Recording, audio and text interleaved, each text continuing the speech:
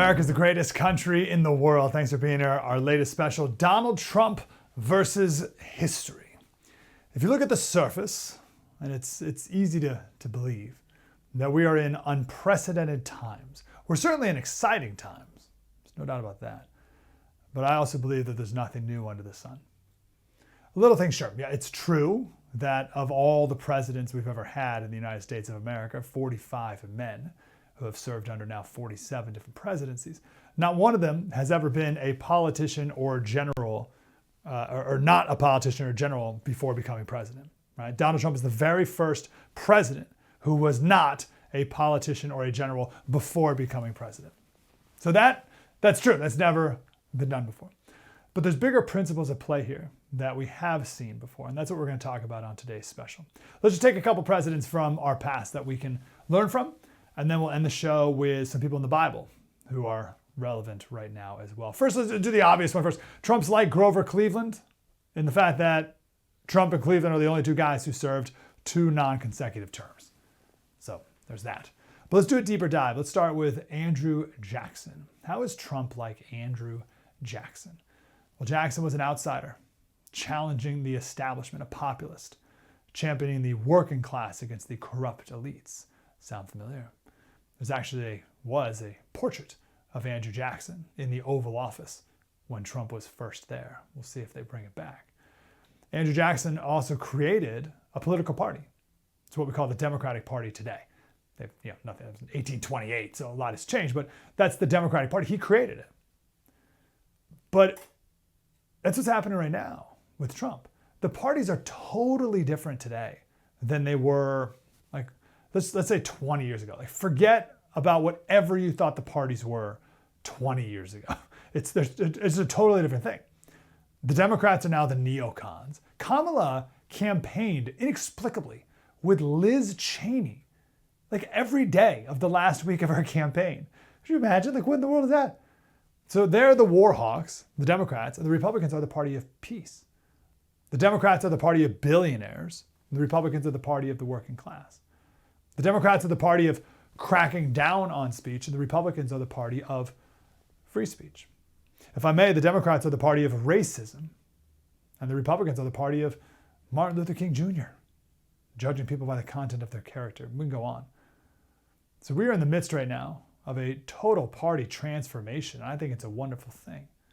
And then you have Trump in particular bringing in people like Tulsi Gabbard. Tulsi Gabbard was the vice chair of the Democratic Party just in 2016. And then RFK Jr., whose family has disowned him from even talking to Donald Trump. So Trump has completely transformed the Republican Party. And not to mention the voters, like the demographics of the Republican Party. Right? Record numbers of Hispanic. Like, Hispanic now means nothing when it comes to voting blocks. There's zero. On my radio show, we talked about it's not Hispanics, it's Hispanics. It's like religious Hispanics or atheist Hispanics. Like, that's the real breakdown, but the Hispanic just means nothing. Black, Muslim, you name the demographic voting record numbers in this Republican Party. So there's one way that Trump is like Andrew Jackson, a populist outsider who has transformed his party. Jackson made a totally new one. We'll see, maybe as time goes on here, maybe Trump will make a new MAGA party out of all of this. So there's Andrew Jackson, right? Some good stuff there. Let's go to Teddy Roosevelt, because Teddy Roosevelt's always fun to talk about. How is Donald Trump like Teddy Roosevelt? Well, first, some differences. Roosevelt was the youngest president at the age of 42. Donald Trump's the oldest president at the age of 78. Teddy tried to run for a non-consecutive term. It would have been his third in 1912, but he lost. Trump ran for a non-consecutive term and won. So there's some differences there. But in common, they got a lot. How about they both got shot and survived? We'll start with that. But let's look at their foreign policy doctrine of Teddy Roosevelt and Donald Trump. Roosevelt's most famous for his line, "Speak softly and carry a big stick." That line comes from a speech he gave at the Minnesota State Fair in 1901. It is the Donald Trump peace through strength doctrine. Here's what Teddy Roosevelt said. He said, "Let us make it evident that we intend to do justice. Then let us make it equally evident that we will not tolerate injustice being done to us in return. Let us further make it evident that we use no words which prepared to back up with deeds. and that while our speech is always moderate, we are ready and willing to make it good. Such an attitude will be the surest possible guarantee of that self-respecting peace, the attainment of which is and must ever be the prime aim of a self-governing people. So we got a couple things here, right? First, be friends to everyone. Trump does this. This is how he starts off with every country. He always gets criticized by the left. It's the weirdest thing for being friendly with Kim Jong-un in North Korea. That would be Trump speaking softly. But isn't it better to be friendly with an evil dictator so that he doesn't launch a nuclear weapon? That's speaking softly. But it is very clear, Trump makes it very clear, that if you, North Korea, or whoever, threatens to do us harm or harm our interests, it's over. Then we're going to speak strongly, and then we're going to back it up as well. Trump's going to get our military back to a place where we can back up any tough talk we have. But then with Roosevelt and Trump, the ultimate goal is peace. That was Roosevelt's goal. It's Trump's too. As Roosevelt said, the prime aim of a self-governing people. And that's all Trump wants. That's all he wants, always has. Maybe this is a difference. Teddy Roosevelt won the Nobel Peace Prize for mediating the end of the Russian-Japanese War in 1905. So Teddy Roosevelt won the Nobel Peace Prize. Barack Obama won the Nobel Peace Prize for absolutely nothing. And you can be rest assured that no matter how many peaceful things Trump does, no matter how much world peace he ushers in, he will never win the Nobel Peace Prize. So there's one difference. I'll throw in one more similarity. Teddy Roosevelt, his emphasis on the strenuous life, as he called it. And while no one can ever match Teddy Roosevelt's life in that way, I mean, the guy was insane. Read the book River of Doubt. It's one of the most insane stories of a president you'll ever read, ever. It makes his time as a Rough Rider seem boring and tame. So listen, no one can match Teddy Roosevelt. But Trump certainly is promoting this alpha male, strenuous life ethos for our country. We are a country that's coming out of the weak men make hard times part of the cycle. And we're in the hard times, but this will hopefully be making strong men, which will then create good times yet again. And we'll end here with Ronald Reagan. What does Donald Trump have in common with Ronald Reagan? Well, first, they were both celebrities. They both honed their media of the day. Reagan spent a lot of time, many years, working his craft as doing these radio segments, right? Honing his message and the way he would speak. That's what led him to be called the great communicator. And then Donald Trump, of course, the greatest tweeter of all time. But both of them are using the media of the day. I was talking to Michael Reagan the other day, Ronald Reagan's son, and he said people would ask him if he ever gets upset that Trump is taking some of the spotlight perhaps away from Reagan and his legacy. And Michael Reagan was like, no way, man, that was 40 years ago. It's time for a new leader, someone who can make his own legacy. He's not tramping on anything. Donald Trump did, though, take Reagan's Make America Great Again motto, but Trump amped it up and made it more than just a campaign motto. Also, they both got shot. A lot of our presidents have gotten shot. We've had 4 presidents assassinated while in office. Isn't that amazing? And then Andrew Jackson, he was shot when he was president. The gun didn't go off. Roosevelt, Teddy was shot in the chest. Went on to finish his speech. More on that strenuous life. A la fight, fight, fight, right? FDR was shot at but missed. Trump was shot. Gerald Ford, 2 assassination attempts. Reagan was shot. Right? So people want to kill our presidents. In Trump's camp, in Trump's case, it was a millimeter away from being successful. It's unbelievable. Man, that whenever I think about how surreal this moment in time is right now, I always think of how every single moment that we're living right now is such gravy because we're just literally a hair away from Donald Trump getting murdered in Butler, Pennsylvania. Anyway, that just adds to the surrealness of it all. Listen, that's just a few examples. All right. So now let's talk to some historians about what lessons we can learn from these similarities. Because whatever mistakes were made in the past, if there's nothing new under the sun, and things like this have happened before, I don't want to make any mistakes again because we don't have time for that. We don't have time for mistakes. This is it. It's go time. We have to win. We already did win. Now we have to keep winning every single day. So what lessons can we learn to make sure that we can finish the task here? Then we'll end the special with some Old Testament biblical parallels as well. That's coming up next right here on Donald Trump versus History on the First TV. Thanks for being here. Spread the word.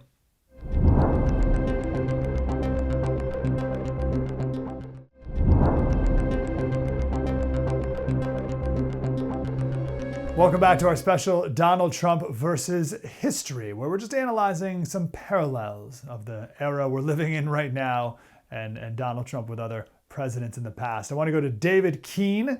He's the editor-at-large for the Washington Times. He was the chair of the American Conservative Union from 1984 to 2011 and also president of the National Rifle Association of America. Mr. Keane, how are you, sir? Just fine, thank you. Good to talk to you. So you wrote an article about how Donald Trump is similar in ways to Teddy Roosevelt. Walk us through that. What are some parallels you see?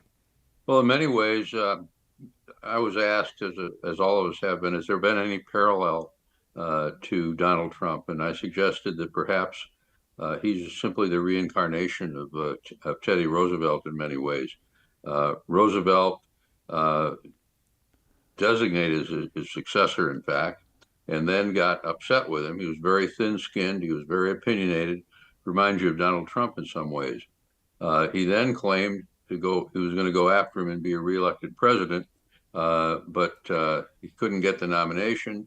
The Republican establishment at the time considered him an existential threat to the democracy. Mark Twain said he was the worst president in American history, and he claimed they stole the nomination from him. And in his mind, that justified his running as an independent. So there are many parallels there. But, you know, every time we have a presidential election, we have, and it's increasing in recent years, but we have this suggestion that for either side to lose represents an existential threat to the Constitution, to democracy, the continuation of the American way of life. And this year, one would think that rhetoric, listening to many of the pundits, is something that's new. In fact, it's been going on since the beginning of the Republic. Back in the day, as they say, Thomas Jefferson thought that John Adams, and expressed it often, that John Adams was really a monarchist in disguise, and that if he were president, he'd jettison the Constitution, the constitutional guarantees, the balance of power, and demand that we return to a monarchy. Adams, on the other hand, expressed the fear that Thomas Jefferson was basically a French Jacobin under the skin, and that if he were president, that we'd have the guillotine and a revolution of the sort that shook up France in the 1780s. Of course, neither of those things happened. This has gone on time and time again. Political rhetoric often is much more inflammatory than the reality behind it. So we had yesterday the Washington Post editorializing about what they should do now and suggesting, well, the Trump people may have won, but it's not like it's the end of democracy. A week or so ago, they claimed that it would be the end of the democracy if Trump was elected. Yeah. So this isn't new. We've had several instances in the past where it's been just as cantankerous between the parties and the candidates as it is today. I like that point. What about within the party? You mentioned that people in Teddy Roosevelt's party did not care much for him. What did they not like about Teddy? They didn't like the fact that he didn't play ball with them. They didn't like the fact that he openly disdained parts of the Constitution. He suggested, in fact, that if the Supreme Court disagreed with him, he ought to be able to take it to the public and let the public decide whether the court was right or he was right. He was bombastic. He went after his enemies. And we remember him now as a great president because he accomplished great things. But he wasn't all that popular going into his reelection. And we often, as we look back on history, we in our own minds at least revise things to be consistent with what we think about presidents today. The party at the time believed that while they couldn't win in a three-way race with Roosevelt in the race, that wasn't the goal anyway, that they had to do what they could to make sure that, as one of them put it, that madman doesn't get back into the White House. So that you might say that the Republican establishment of that era was never Teddy, just like as parts of the Republican establishment in this era have become never Trump. And that sort of thing happens when you have a massive change of direction, either within a party or between the parties. Let's bring it to more modern times. Do you see any parallels between Donald Trump and maybe a Reagan or a Nixon that you think are lessons we can learn? Well, there's obviously a parallel with Nixon in that he came back. You remember when Nixon lost the last time, and then the governorship in California, he held a press conference and said, "Well, at least you won't have Dick Nixon to kick around anymore." Pretty soon, he was president of the United States. So that comeback, in some ways, parallels the Trump victory. But if you look back a little further, you come to the only president who now, the only other president who was elected to 2 terms, but not consecutively, and that was Grover Cleveland, who ran against, was first defeated by Benjamin Harrison, and then came back 4 years later to defeat him. That too was a case where Cleveland didn't get along with either party at the time. It was a time of party bosses, a time of elected officials doing what the bosses wanted, and Grover Cleveland, whether he was the best or the worst or the medium president, was a candidate and a president who everybody says was not someone who would play political favors on the issues. So he came back and won a 2nd term. There's a great parallel there.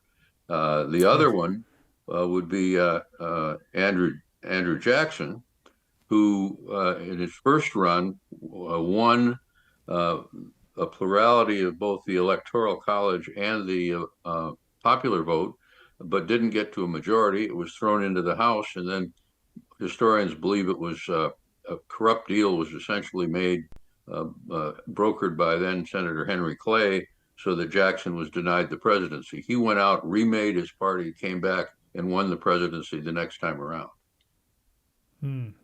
Remake the party is an interesting thing you threw in there as well. I think we're seeing a lot of remaking of the parties right now.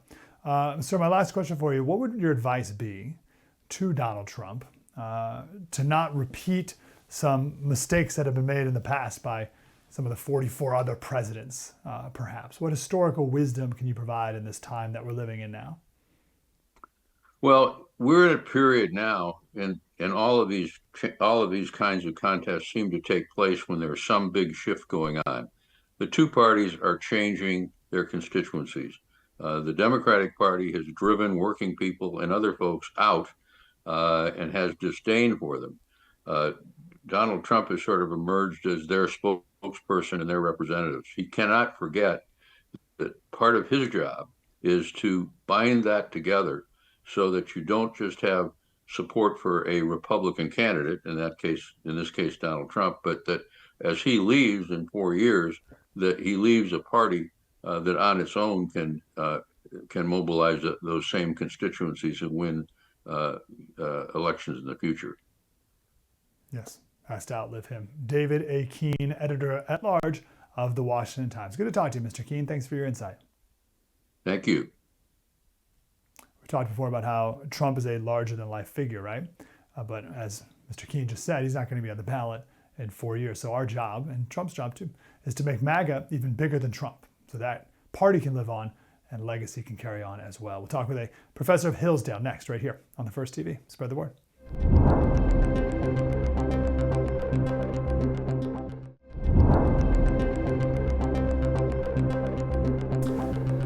And welcome back to our special Donald Trump versus History. We want to go right to Dr. Miles Smith. He's an assistant professor of history at the wonderful Hillsdale College. Professor, how are you, sir?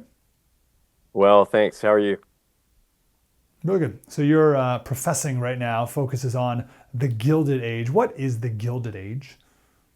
The Gilded Age is this era between the end of the Civil War and 1900 or the beginning of World War I. It's really where you have the development of American capitalism as we know it, the idea of the American nation as we know it today. A lot of our folk culture, our civil culture, what we do with politics, what we think about politics comes from this era that's created by the Republican Party in the aftermath of the Civil War. Interesting.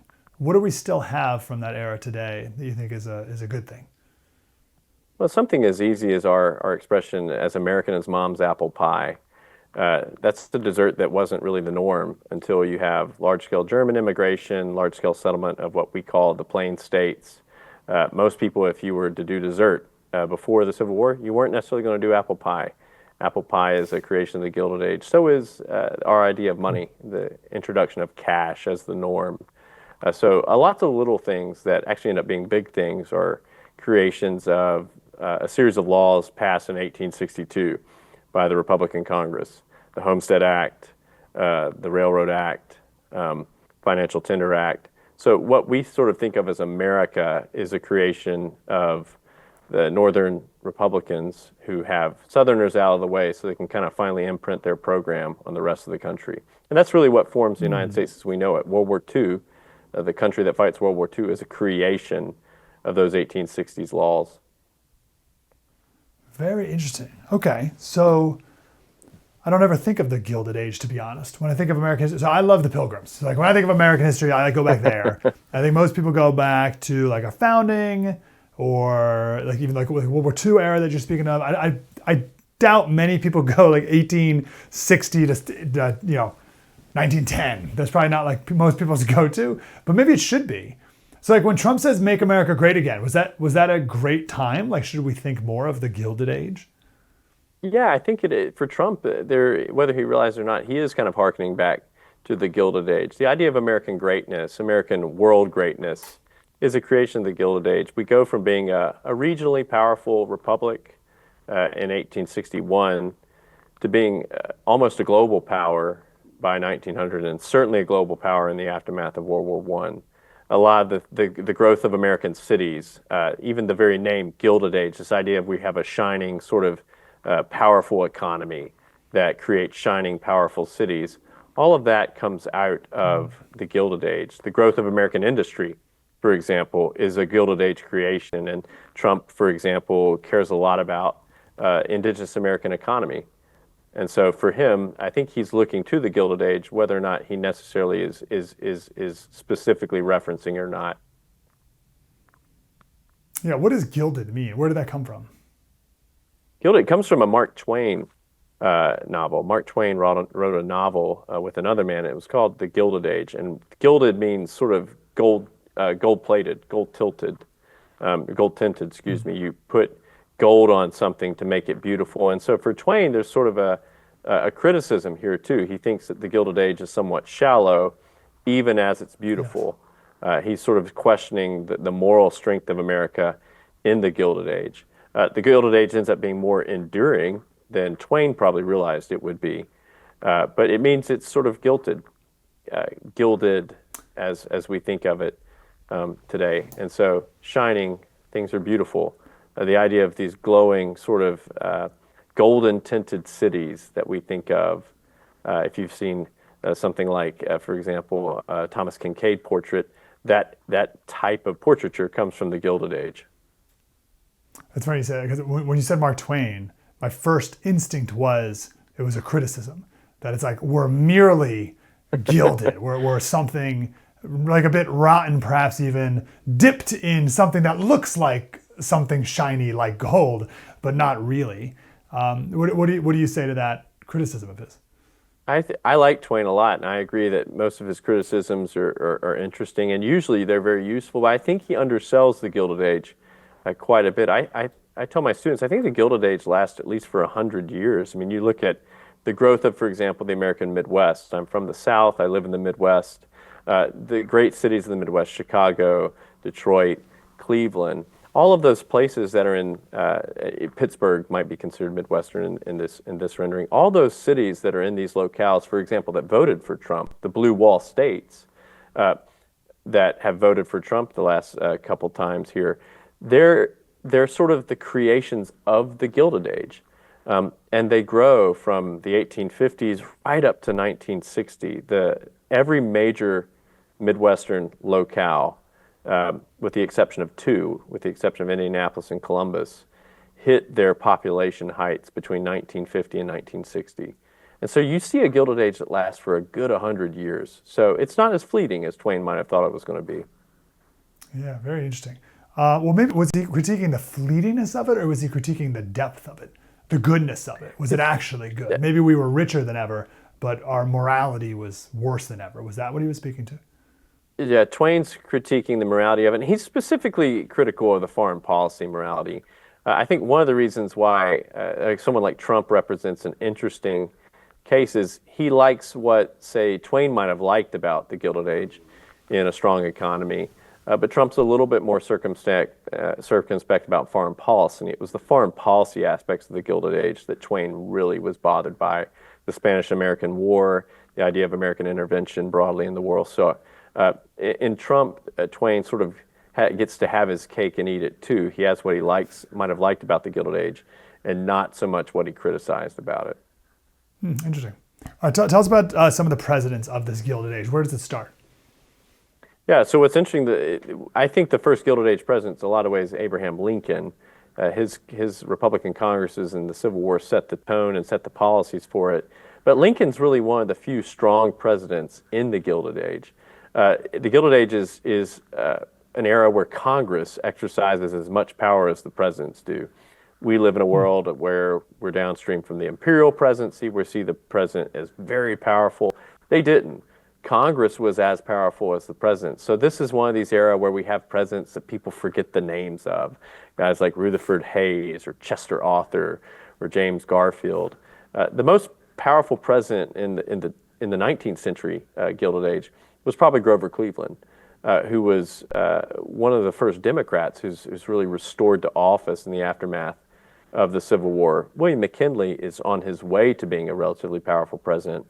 Of course, he's assassinated, and we get Theodore Roosevelt, who perhaps becomes the most vigorous president of all in the era. I wonder what the merit of, so I'm just romanticizing a bit this idea of a strong congressional legislative branch. How do we get, was that good? / could we or should we kind of get back to that model? Or is that ship sailed? It's good if you're Congress. For presidents, it meant that their power to sort of affect policy was curtailed. You had Congress doing a lot of what we might see as governing in the era. So it meant that, for example, bureaucracies could be solidified, and if the bureaucracy is doing its job well, that's a good thing. It also means that bureaucracies were sort of harder to challenge. You have a little bit of the growth of what you might call a proto-administrative state in the Gilded Age, but you don't have that administrative state really being applied to the economy very much. There's relative economic freedom. And so Congress is able to sort of let the economy do its job while it props it up through some congressional programs. The presidents in the era seem relatively happy with that, with the exception of Cleveland. Grover Cleveland thinks that Congress is a bit too much involved in the economy, and he's a bit more of a classical liberal. He wants government broadly out of the economy. So Cleveland's a bit of an outlier, but he's a popular outlier. He's obviously elected in 1884, turned out of office, in 1880, he comes back to office, in 1890. So he's not the most popular guy in a lot of people's conception, but he ends up winning a second term because people realize, oh, maybe he was right. And so Cleveland wants the government really out of the economy. He's not necessarily someone who doesn't believe at all in government power. He just doesn't want it applied to the economy. Interesting. Is there anything about those forgotten presidents that kind of stand out a little bit compared to Trump or the era we're in right now? Cleveland's probably the one that people could go back to the most as sort of having some analogous thing. Rutherford Hayes serves one term. He's replaced by James Garfield, who is assassinated, and his vice president, Chester Arthur, serves the remainder of his term. So neither of them have huge presidential legacies. Cleveland's the one with the biggest presidential legacy in the era, for sure. What do you think stands out? What would you compare it to Trump? And then I'll give you the follow-up to that is, what lesson do you think Trump and we could learn, maybe mistakes that were made, so we can not repeat them? Yeah, so the thing that stands out for Cleveland is he's pretty committed to letting the people rule. He doesn't want a lot of government intervention, but likewise, he has a really strong conception of what the United States is. He's not going to mess with your tax rates. He's not going to try to get the government to tell you what you can and can't grow. But if you mess with the power of the American nation, Grover Cleveland's going to do something to you. He sort of has this idea that the nation needs to be protected. So government for him is really protecting a sort of a national idea, the national populace. It's not trying to be a sort of school marm or a sort of babysitter that tells you everything you need to do. So he believes in a powerful government, but he doesn't want that powerful government sort of mixing or sort of messing with governmental economic policy to the extent that it's going to tell the people what they have to do. Trump seems to sort of feel a little bit the same. I know his new administration is talking about significant sorts of deregulation. So deregulation in the economy combined with a strong national defense, that's sort of Cleveland's MO. Cleveland's not, however, an imperialist. And I think this is another thing that we can learn. Cleveland believes in strong national defense, but he's not wanting to go put American power in every potential hotspot on the planet. And so in this sense, I think that this does stand out. He's not as much an imperialist as, say, William McKinley is or Benjamin Harrison, the two presidents that kind of bookend his presidency.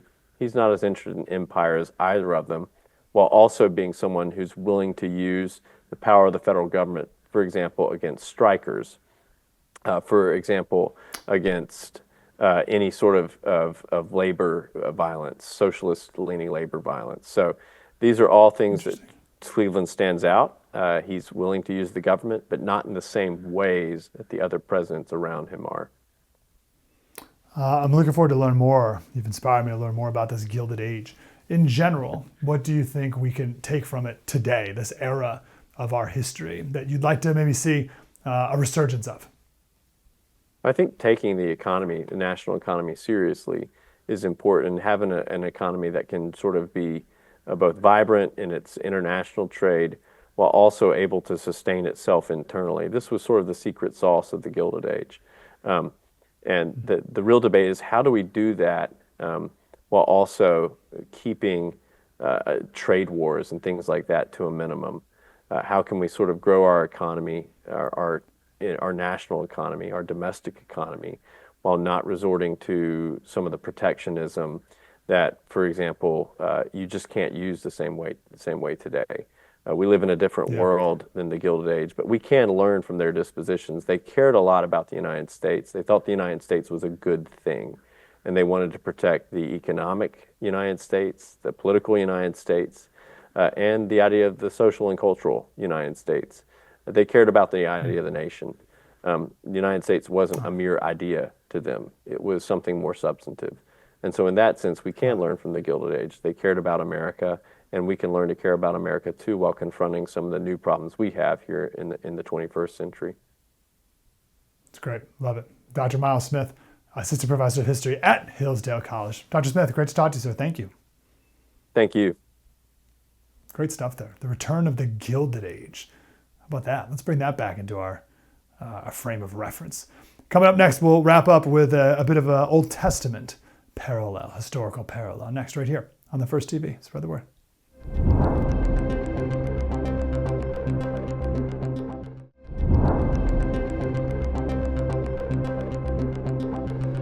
Welcome back to our special Donald Trump versus history. This is an important special to do because how surreal does all this feel? The whole thing, all of it. From the moment he got shot in the head, don't ever forget that happened, and then stood up and said, fight, fight, fight. That, by the way, the moment that Elon Musk decided to go all in. And Tucker asked Elon about like how all in he's gone. And Elon's like, yeah, I don't go halfway. Like, if I'm going to do something, I'm going to win. We're going to go all the way to Mars, right? And here he is working with the Trump campaign. Just all these crazy, crazy, surreal things.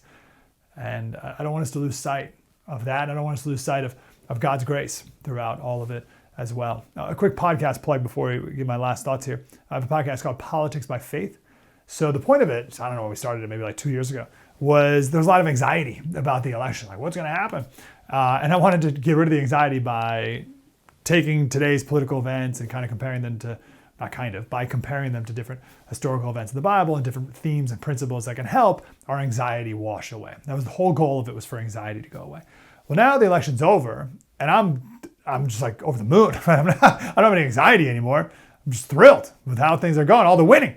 But there's going to be moments when things are going to get tough, and when the left is going to recollect themselves and start pushing back in a more substantive way. We have to be ready for everything. I want to make this last thought. Again, the podcast is called Politics by Faith. I want to make this last thought here with a historical example in the Old Testament. Because again, there's nothing new under the sun. First of all, let me just rebuke anyone who maybe wants to compare Trump to Jesus. Like, that's not it. Like, he's not the second coming. But there are some Old Testament figures that I think are close. Trump is at least a Jehu, maybe a Josiah, we'll see. Now, I don't need him to be a Josiah. Could be. But let's at least be grateful that he's a Jehu. Jehu, let's do the very short of it, then we'll break it down. Jehu was a flawed leader who took down a much greater evil. Which is good, right?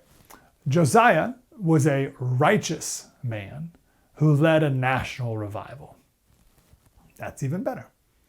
So who was Jehu? I just saw this picture just yesterday of, it was Hillary and, I don't even know how this happened. Hillary and Kamala sitting, they were in like a hallway, like a back hallway something. Maybe this was at some event that they did together.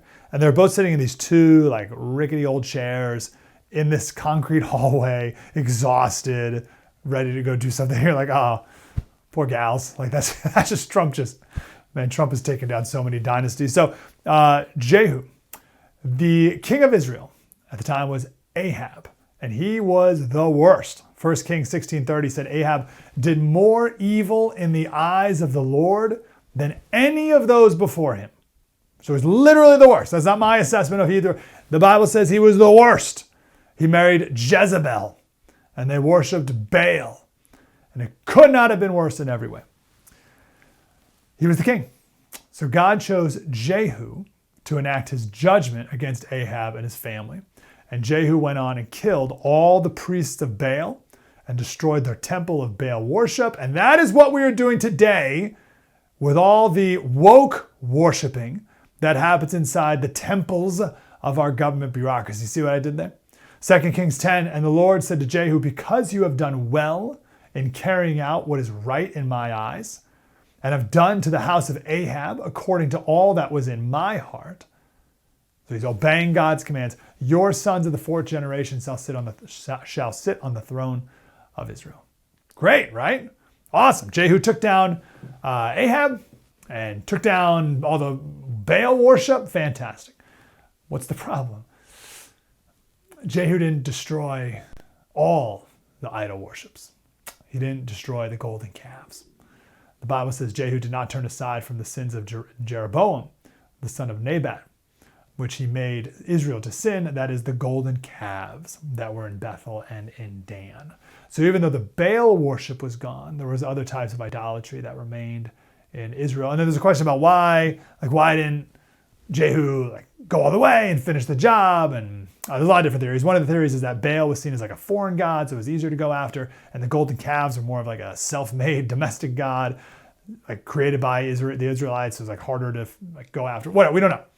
But God wasn't happy about them. So he actually decreased the power and size of the kingdom. So the lesson we learn here is that God can bless and grant success to people who do obey him. And God can also pull away his blessing if you willfully choose to live in sin. So Trump is, I would argue, at least a Jehu, right? Better than what the other side was offering, better than the course we were going on. There's no question about that. And throughout this entire next 4 years, I'm going to constantly be thinking about where Trump is taking this country compared to the path we were on. And the differences are just night and day. So at the very least, we got to be grateful for Trump in doing that. But could he be more? Maybe a Josiah. Josiah was the son and grandson of two wicked kings in Israel. And he began his reign at 8 years old. And it was during his kingship that they rediscovered the law of the Lord. 2 Kings 22:2 says he did what was right in the eyes of the Lord and walked in all the ways of David his father, and he did not turn aside to the left or to the right. He rebuilt the temple, and when they found that book of the law, he repented, and that led to a national repentance as well.